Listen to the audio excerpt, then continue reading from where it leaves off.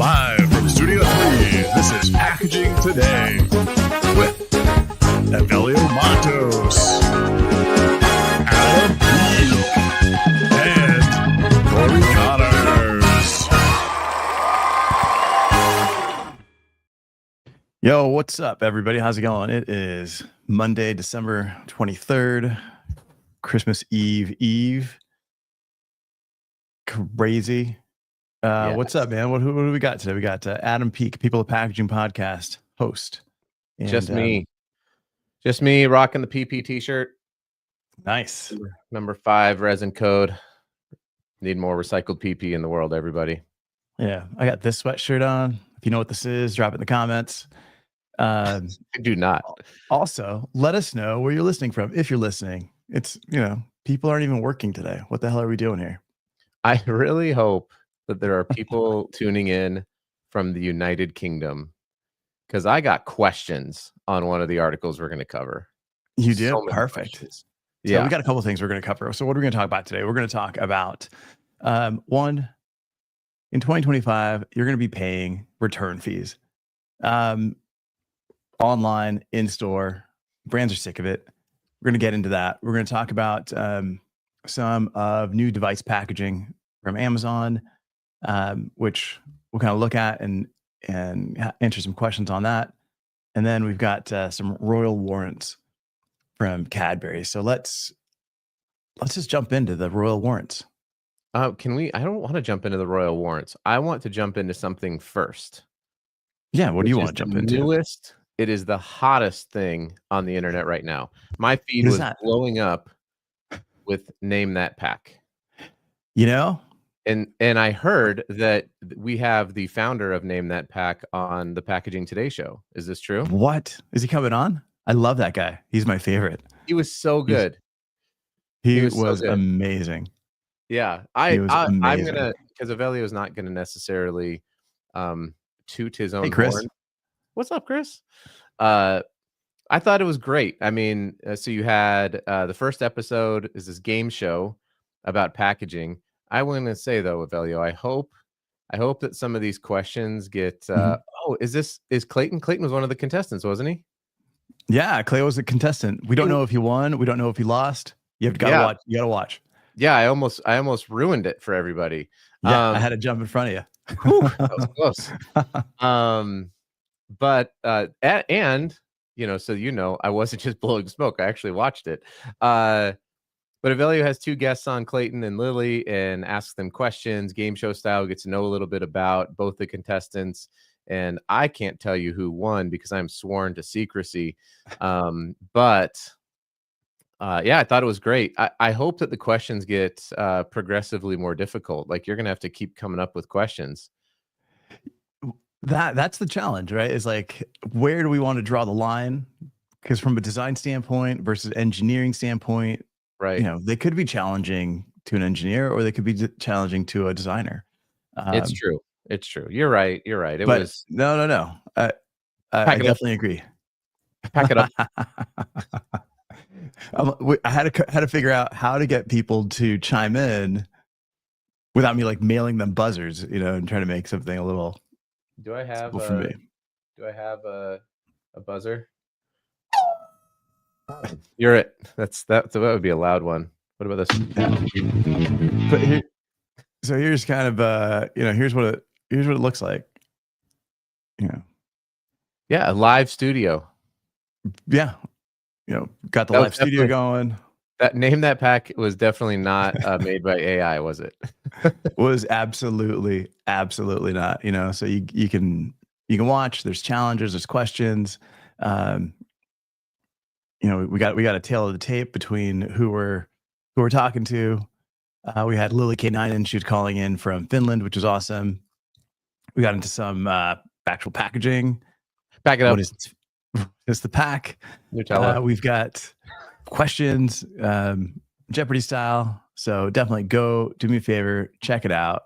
That was a good time. Yeah. And there's a timer and stuff, but definitely awesome. I loved it. It was super fun. And I would encourage packaging companies, as this thing gets going, reach out to Evelio and maybe help with some killer prizes that your company could give away, right? Yeah, I appreciate it. Because That'd be great. we're definitely we're definitely doing some prize money and some prizes. So if you guys want to sponsor and support, that'd be amazing. Appreciate the production quality was awesome. It was pretty silly, but Listen, Clayton, it was above average. Let's let's call it. It was episode 1, all right? We can't just jump to awesome because then it can't get any better. So we're gonna go yeah, with that. we're working on it. And then we got Bala Subramanian, our buddy from Chennai, India. How's it going? Merry Christmas. Thank you. Did you know? So let me just let. Okay, hang on. Bala Subramanian. My wife left and she said, I'm "Hey, sorry. you need." Well, she's still here, like for one evening, and she said you need to make some dinner for the kids, which is not my forte. I'm not a very good dinner maker, but I found from Brandon Gomes, he had sent me out some authentic chicken 65 spices, and I made a killer chicken 65 dish for my family, and it tasted wonderful. It was a bit spicy, which is gonna happen, but came out really great. So that was fun. Not as authentic as What is when it's chicken 65? so the now I am gonna be the worst teller of this story, but from what I know, from my time, I've traveled to Chennai a few maybe 5 times, But do they and call it chicken 65, or yes.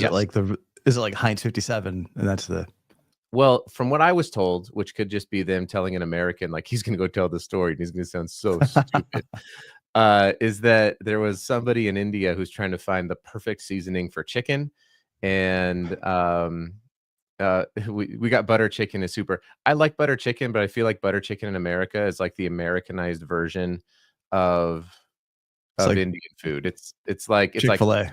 yeah, it's a little bit like that. So anyway, I just so the story was that he had 64 different recipes or that he was trying to get, and then we came to the 65th. He said this is perfect, so he came out with chicken 65, and that was the name of the dish. So that's what I've heard.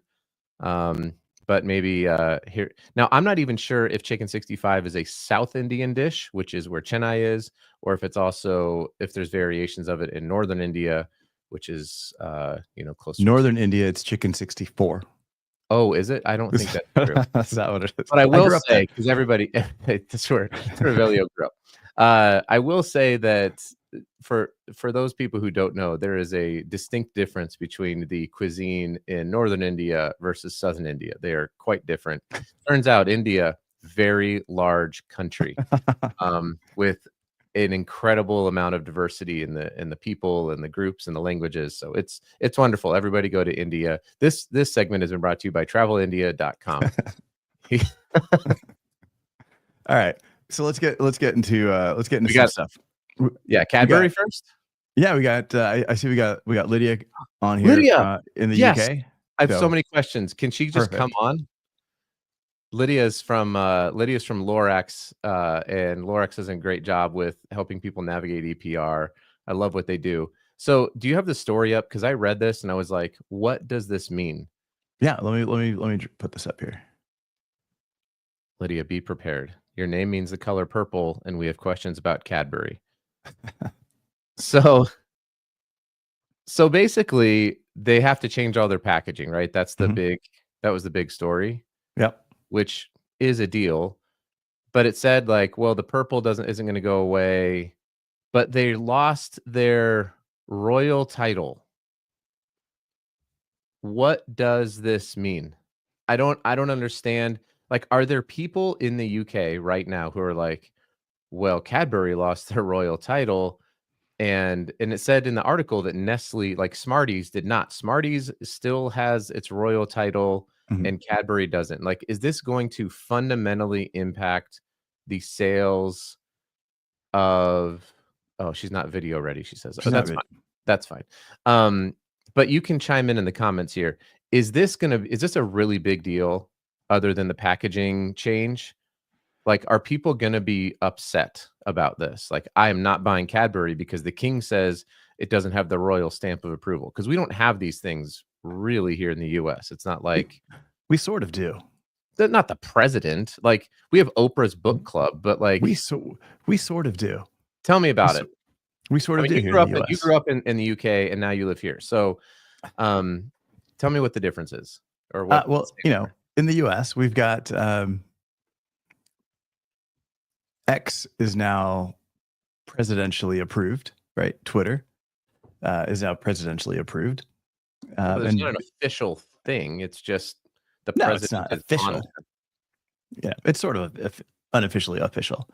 But no, with the royal title, if I understand correctly, I think this year, every year they give out like a couple hundred of these royal titles, which is like a little seal that you can then place on your packaging, place on your website, place on your product. But it's not free. You've got to pay. It's like in any kind of icon, right? You've got to pay a couple, 6 figures. It's like FSC. Every year. It's more like FSC than anything. Okay. Exactly. Now, Lydia says nobody in the UK is really going to care, but I think the blue hairs will. They'll be like, oh, Charlie loves this. Charlie doesn't love this. There'll be another chocolate that, that the king loves. But they're going to, it's like crazy to me to think that somebody who, like, if you have been a loyal Cadbury chocolate eater for the last 50 years of your life, and that's what you buy for your kids, and that's what you eat, and that's what you like, and you've just been like slamming the other chocolates because they didn't have the approval, and now they're not, I don't know. I thank you, Lydia, because this is my general thought. So Lydia says, if you're not able to watch, from my understanding, there are brands in the UK that are endorsed by the royal family. However, having that endorsement stripped off doesn't have the weight now that it probably did in the 20th century. That's kind of that was my general thesis, and I'm glad that we have the authority on all things UK branding. In Lydia, how do we say your last name, Lydia? Is it Geddes? Geddes? Lydia Geddes? Lydia has given the Gettysburg Address. Who's right? Adam or Evelio? I say it's Geddes. It's probably Geddes. You're right. But you say it's Geddes. I don't know. I don't really know, but I thought that was really interesting. So I'm glad that. But I think that goes to my point too, is that it doesn't have the same power that it did, in the 20th century. God, that seems like so long ago. That's why I think like the blue hairs would care, right? Like the old women that are buying this and putting it out for their kids. Now it just feels like it's not as quality.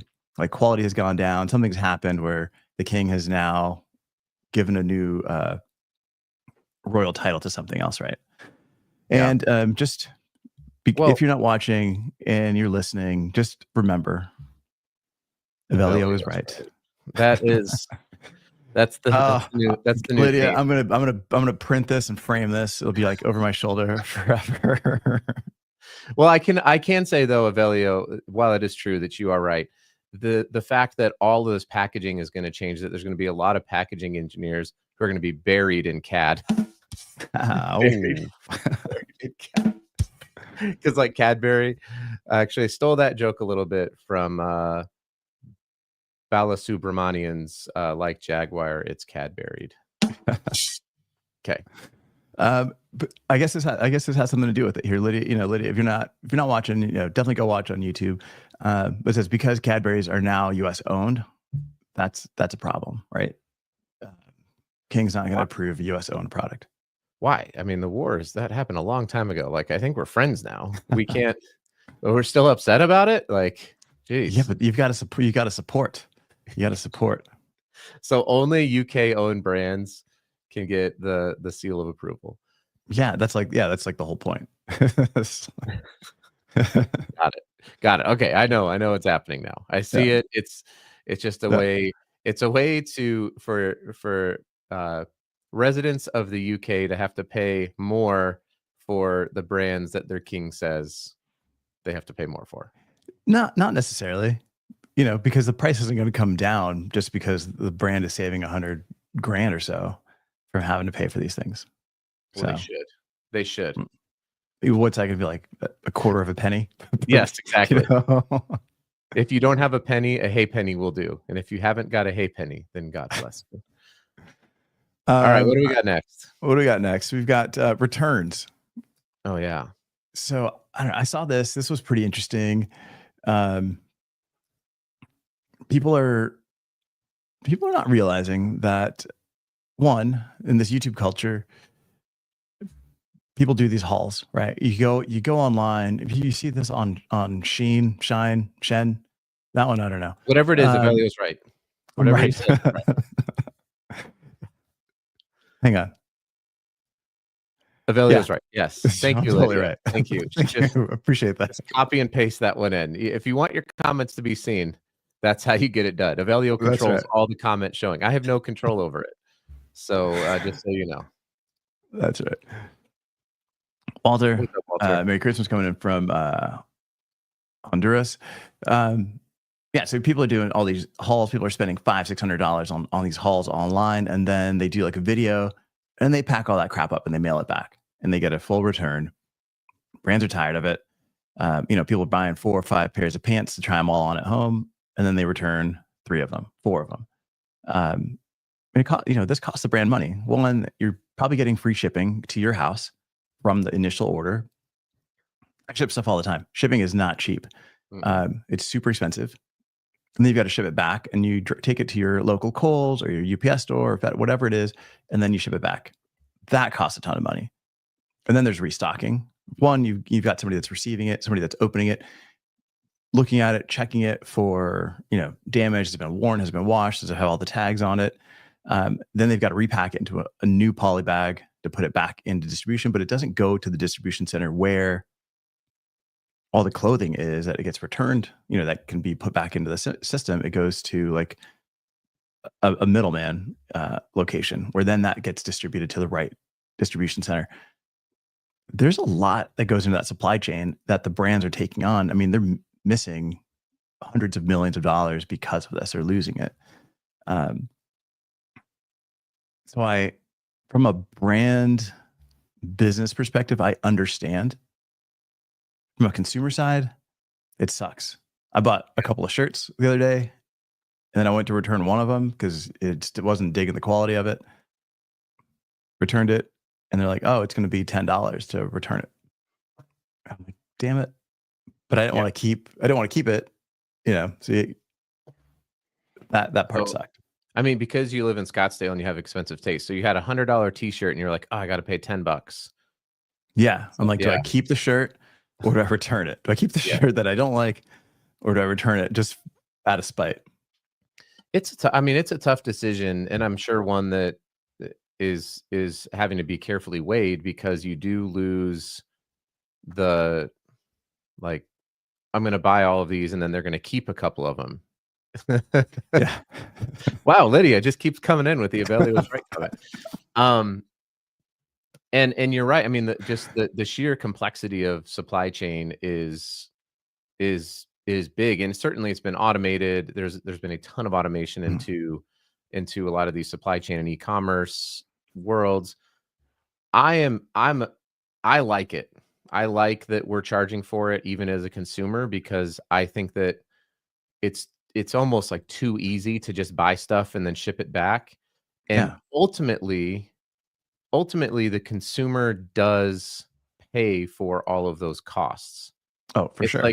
It's like plates and dyes. Like if you have someone who's like, we don't charge for printing plates and cutting dyes. It's like, yes, but it's still an actual thing. Like, you're going to pay for it. It's just, do you want to have it as a line item or not as a line item? That's all it is in packaging, right? It's the same sort of thing with this. Like, free returns, there's still a cost that the brand or that the website has to bear to make sure that it all happens.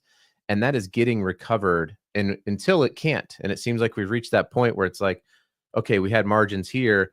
Well, now we've had inflation pressure, we've had margin erosion, and now we're getting to this point. It's like, we can't bear this cost anymore. So now we have to pass it on to the consumers, which you've already been paying for. It's just, it was spread out across like a lot of people like Evelio who buy so many t-shirts all the time and then just ship them all back.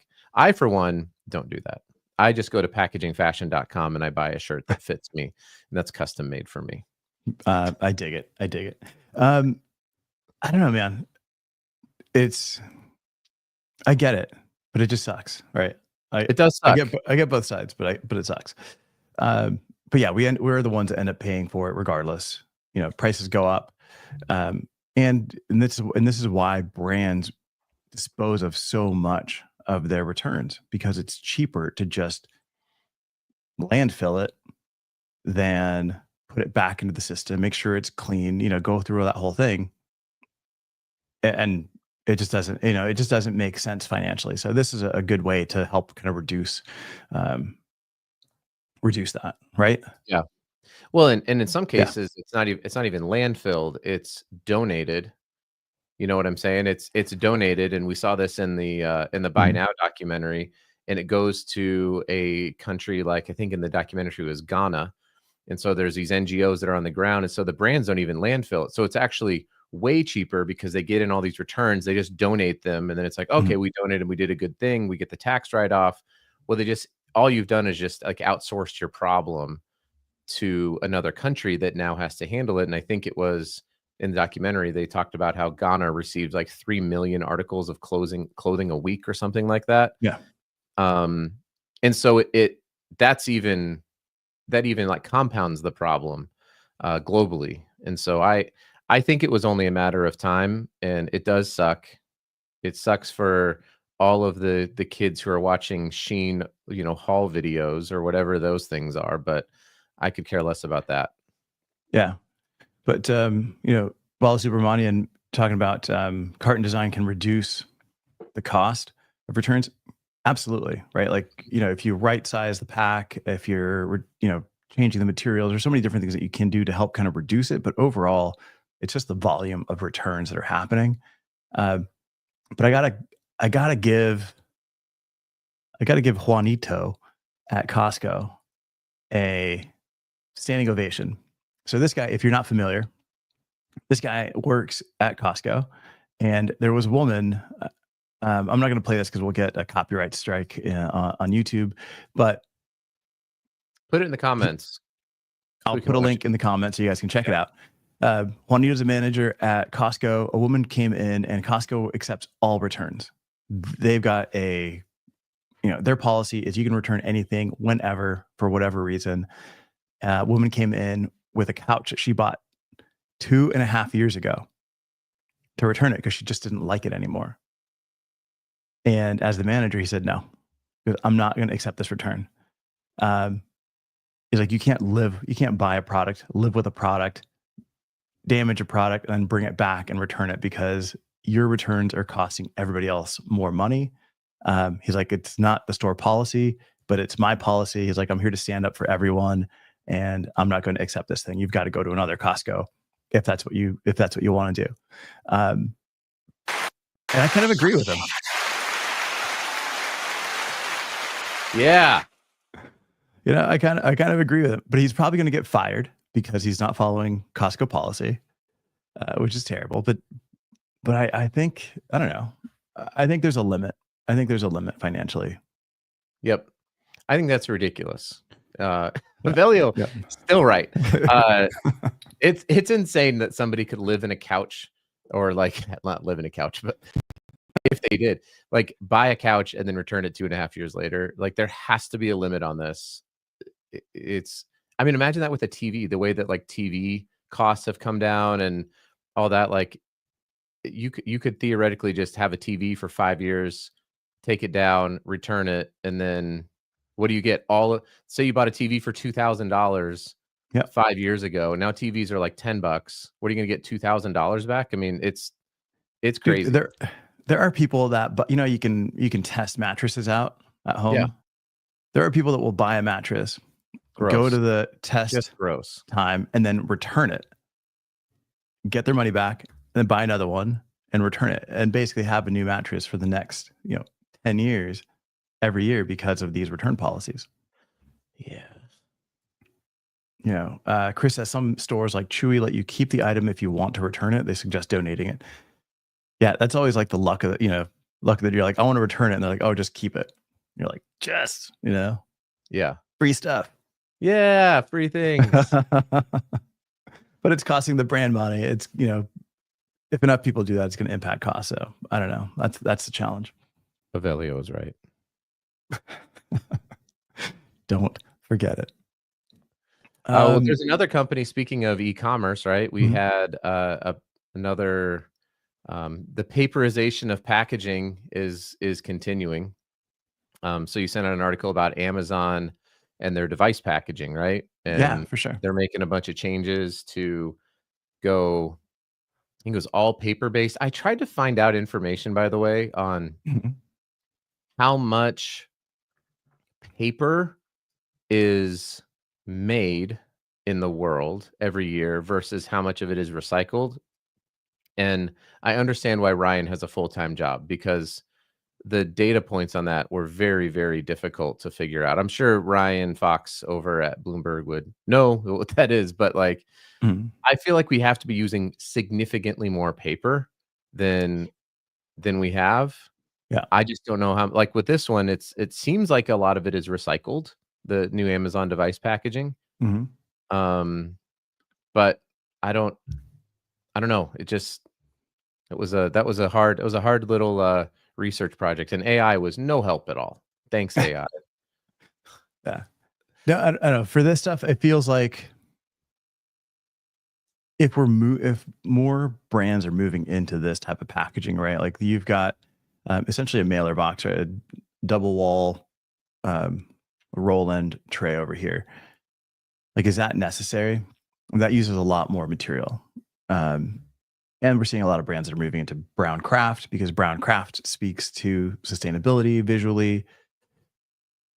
Sonos, I think, Sonos was the first to kind of kick this thing off. We're Yep. seeing a lot more brands kind of moving into this color scheme. The printing on this, that's got to be like a UV print over the top of that. Otherwise, you're not going to get that crisp Netflix red. You're not going to get that crisp image. Craft is just going to absorb and pull that color and be kind of blurry. So, from a print process standpoint, you've got to over process. You got to like use different inks and different materials in order to get that brightness that aren't necessarily the best. But I don't know what these specs are, so I'm just kind of going Yep. off my gut here. Um, but yeah, I don't know. I mean, this if we look at this guy in the background, that speaker sound bar, that does kind of look like it does feel kind of like Sonos. Mhm. But if all the brands kind of move in this direction, is everything just going to look the same? Well, if it's Amazon and it's e-commerce, I'll be honest, I don't think that consumers particularly care about what does it look like Mhm. when I get it at my doorstep, right? Like Amazon, it's Yeah, but all this will be crap. available. This will be available at Best Buy and your WalMarts and Sure, but I'm guessing in, and Whole Foods, apparently. But I'm guessing that Mhm. a lot of these Amazon is still primarily an e-commerce website, clearly, right? And so I would be curious how much of their sales for their devices are through an e-commerce platform where you're like, yeah, I got a Kindle and this is a Kindle Mhm. and it's in a box versus Sonos, who still probably has a lot of retail, go to the store, buy things. And by the way, I think I've already given a couple of shout outs to Sonos, but I put a post about resetting up my office. I've had these like Sonos One speakers Mhm. for probably 9 years, If and you bought those at Costco, you could return them. I could still go return them. They sound amazing still. So I think in like our throwaway culture, I think it's cool that yes, it was an expensive purchase for me, 9 years ago, but they still last. Like the quality is good, the sound, everything is good about it. They still turn on, they still do all the stuff. And electronics just they're not made that Mhm. way, it seems like anymore. It's made to be used for a year or two and then thrown away. So And can you update those? Do those have like a automatic yeah. update? Yeah. Yeah, they do software updates. Yeah. Yeah, it's a great brand. Yeah. As we No. talk about Amazon. Hey, I'm diehard Sonos. So Yeah, I think they're great. But for I sure. do think that this is a net positive, just for the record. Mhm. Amazon's change to all paper-based, packaging for their devices because if you can do it, I think they have some molded pulp and some molded fiber in there. They've got some, obviously just standard paper. They're using paper wraps. I think it's a good change. Yeah. Overall. Yeah. No. So here's a good comment in terms of like the world is moving into recycled grade paper. So brands are looking for 40% PCW in their craft or pushing for more, right? And I've got brands like saying, hey, can we get 100% PCW in different materials? And it's like, well, we can, but it's going to be weaker. So we're going to have to go heavier, which means we're going to use more pulp, which means it's going to be thicker and heavier. And your shipping is going to, your shipping volume is going to decrease per, it makes all these changes. And it doesn't perform the same, right? Because everything's built to perform with a virgin fiber. Bala Subramanian here's talking about recycled grade paper can't meet cyclical humidity creep. You're gonna have issues. So yes, you can push the amount of recycled content, whether it's industrial or post-consumer. Post-consumer post-consumer is worse than industrial because you've got less control of what's happening in there, what's being put in there. But it's just a challenge. Thanks, you, Lydia. Yeah. Lydia's like, why did I comment? Lydia has not said that I'm right about everything, just about her name, just to be clear. I'm not putting words in her mouth here. But I don't know, definitely if you've got questions on printing, packaging, materials, put them in the comments, reach out, whether it's now, a month from now, a year from now. And, we're happy to either answer or direct you into the right person that can help you. But if you're making decisions on packaging, every decision makes a big impact, whether it's manufacturing, supply chain, it's not easy. And, we are coming up on globally, maybe the largest, it's like the packaging superhero day, which is Christmas. There is so much packaging that is used when you think about everything that goes into not just the wrapping, but the presents and all that stuff. It's at my uncle. He's the owner of Peak Packaging Solutions in San Diego. And the reason he got into packaging was like watching his kids like unwrap things on Christmas. And he was like, wait, what is this industry? Because it's always there. So yeah, it's crazy when you just start to think about it. I'm sure that if you're watching this show, you already think about it all the time, but it's important also, I think, for us to be able to educate our friends and family as we get together over the holidays and talk with them about, making maybe better decisions and shame them and then get into fights with them, particularly after you've had a lot of alcohol. It's really what the holidays are for. Absolutely. Yeah. If you don't go home with a black eye, then what are you doing? Was it really a get together? I don't think so. All right. Appreciate you guys watching, hanging out with us this close to the holidays and so close to the end of the year. I mean, are people even working? I can't believe it. I still haven't seen anybody comment on what this is, so I'll keep an eye out. We'll be back on next week. We don't stop. No, we don't stop. No, don't stop till you get enough. That's not the song I was thinking you were going to sing. What's the song I was going to sing? Don't stop believing.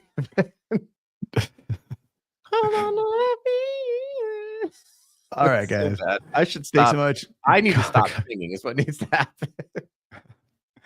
Lydia, thanks for being a good sport. I'm assuming you're being a good sport about this. Maybe she's like really pissed at home, but she's not. She's great. She is great. Lydia, you're amazing. See? We'll see you guys. Bala Subramanian, thank you so much for all your comments. Yeah, thanks everybody. Appreciate it. Live from Studio 3, this is Packaging Today.